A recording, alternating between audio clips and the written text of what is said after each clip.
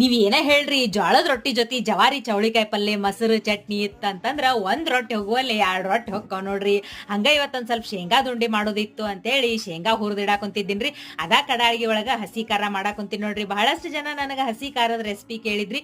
ಏನಿಲ್ರಿ, ಹಸೆ ಮೆಣಸಿನ್ಕಾಯಿನ ಒಂದ ಇಟ ಚಮಚದಷ್ಟು ಎಣ್ಣಿ ಹಾಕಿ ಹಿಂಗ್ ಕಣ್ ಕುಂದ್ರು ಮಟ ಹುರ್ಕೋಬೇಕ್ರಿ. ಅರ್ಧಂಬರ್ಧ ಹುರಿದ ಮೇಲೆ ಒಂದ್ 2 ಗಡ್ಡಿ ಬೆಳ್ಳುಳ್ಳಿ ಹಾಕಿ ಪೂರ್ತಿ ಚಂದ ಹುರ್ಕೊಂಡು ಕಡೆಕ ಒಂದ್ 2 ಚಮಚದಷ್ಟು ಜೀರಿಗೆ ಹಾಕಿ ಇದನ್ನ ಪೂರ್ತಿ ತಣ್ಣಗಾಗಕ ಬಿಟ್ಟು ಬಿಡ್ಬೇಕ್ರಿ.